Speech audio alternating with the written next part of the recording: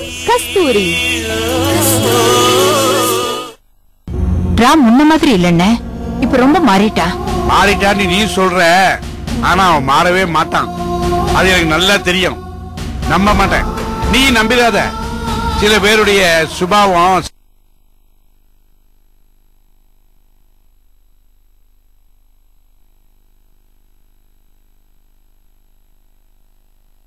யாராவது பூ வச்சிருப்பான்ல, அவன்கிட்ட போய் சொல்லு.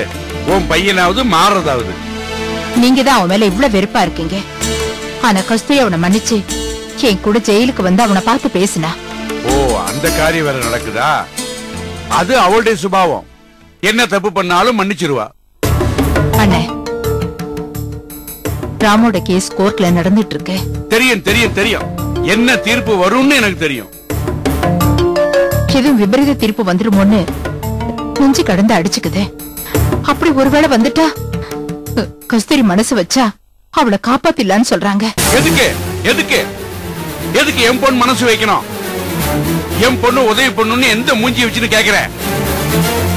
உனக்கு மனசாட்சியே கிடையாதா? உன் பையன் கல்யாணம் பண்ணதுல இருந்து இன்னைக்கு வரைக்கும் ஒரு நாளாவது அவ சிரிச்சிருப்பாளா? கல்யாணத்தன்னைக்கு அழ ஆரம்பிச்சா. இன்னைக்கு வரைக்கும் கண்ணீர் தான், அழுகதான். இன்னைக்கு அவ உதவி பண்ணுமா, நீயும் கேக்குற. இந்த பாரு, உங்க சங்காத்தமே வேண்டான்னு தான் விவாகரத்து வாங்கியிருக்கு. அப்புறம் எப்படி என் பொண்ணு உதவி பண்ணுன்னு எதிர்பார்க்கிற? அவ உதவி பண்ண மாட்டா. அவ உதவி பண்ணாலும் நான் அதுக்கு சம்மதிக்க மாட்டேன். ஆமா அண்ணே, உங்களுக்கும் எனக்கும் வயசாயிடுச்சு. ஆனா கஸ்தூரிக்கு ராமுக்கு அப்படி இல்ல. அவங்க வாழ வேண்டிய காலம் இன்னும் நிறைய இருக்கு. ஒருவேளை ராம் ஜெயில இருந்து விடுதலையாகி வெளியே வந்தான்னா நிச்சயமா அவன் கஸ்தூரியை கண்கலங்காம பாத்துக்குவா. எப்படிமா? எப்படி? என் பொண்ணு அழகா இல்லைன்னு வெறுத்து உதிக்கினா அவள? இப்ப மட்டும் உள்ளங்களை வச்சு தாங்கிடுவானா அவன்? அப்படி அவன் சொன்னானா? நம்பாத. எல்லாம் நடிப்பு, வேஷம். உன் பிள்ளைக்கு நடிக்கிறது சொல்லியா கொடுக்கணும்? இந்த பாரு, எப்படியாவது கஸ்தூரி காலில் கையில விழுந்து ஜெயில இருந்து தப்பி வந்து உயிர் வாழணும். அதுக்காக அவன் என்ன பண்ணாலும் சொல்லுவான், செய்வான். அதை நீ நம்பலாம், ஏன்னா நீ பெத்தவ. ஆனா நானும் என் பொண்ணு நம்ப மாட்டோம், நம்ப தயாரா இல்ல.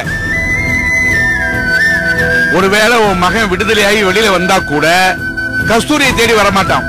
வேற ஏதாவது அழகான பொண்ணை தேடித்தான் போவான். போதுமா, போதும். நிறைய அனுபவிச்சாச்சு. அவனை கட்டிட்டு என் பொண்ணு பட்ட வேதனை வேண்டாமா? மறுபடியும் அவன் வந்து அவன் வாழ்க்கையை நாசம் பண்ணிடுவான். இந்த பாரு, இன்னொரு தடவை இது விஷயமா நீ பேச வேண்டாம். ஆமா, போன கிழவை.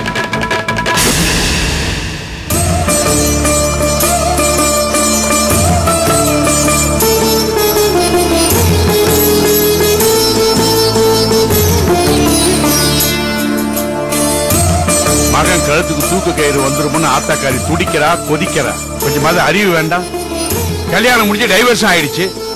கஸ்தூரி எப்படி கருணை மனு போடுவா? கஸ்தூரியே கருணை காட்டக்கூடாதுன்னு சொல்லிட்டு இருக்கேன்.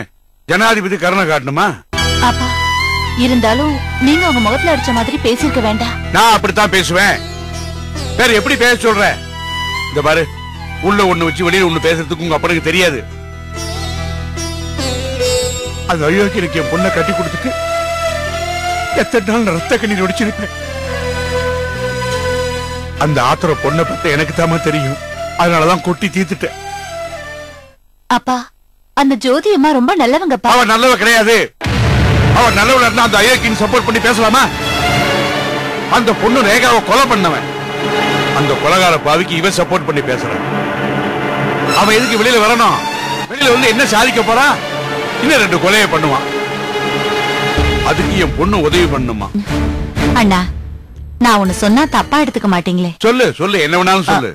அந்த ஜோதி அம்மா சொல்ற மாதிரி ராமுக்கு கஸ்தூரி கூட சேர்ந்து வாழற ஆசை இருந்தா அதையே நாம தடுக்காம 2 பேரையும் சேர்த்து வைக்கிறீங்கறியா? கொஞ்சமாவது அறிவுறுத்த அப்படி பேசுவியா? அவனை பத்தி உனக்கு தெரியாதா? இல்ல என்ன நடந்துன்னு உனக்கு தெரியாதா? அவெல்லாம் திருந்துற ஜென்மமே கிடையாது. அவன் செஞ்ச பாவத்துக்கு தூக்குல தொங்கணும். அப்பதான் எனக்கு நிம்மதி. சரிண்ணா, அந்த விஷயத்தை விட்டுருங்க. கை கழுவிட்டு வாங்க. நான் கை கழுவியாச்சு. என்னைக்கோ கை கழுவியாச்சு. சோறு வேண்டாம், ஒரு இழவு வேண்டாம். அப்பா அப்பா வேண்டாம். அப்பா இருங்கப்பா. எதுக்கு இப்ப இவ்வளவு கோவப்படுறீங்க? அதுவும் இல்லாம சாப்பாட்டுல கோவத்தை காட்டக்கூடாதுன்னு நீங்க தான் எங்களுக்கு சொல்லி கொடுத்திருக்கீங்க. இப்ப நீங்களே இவ்வளவு கோவப்பட்டா எப்படி?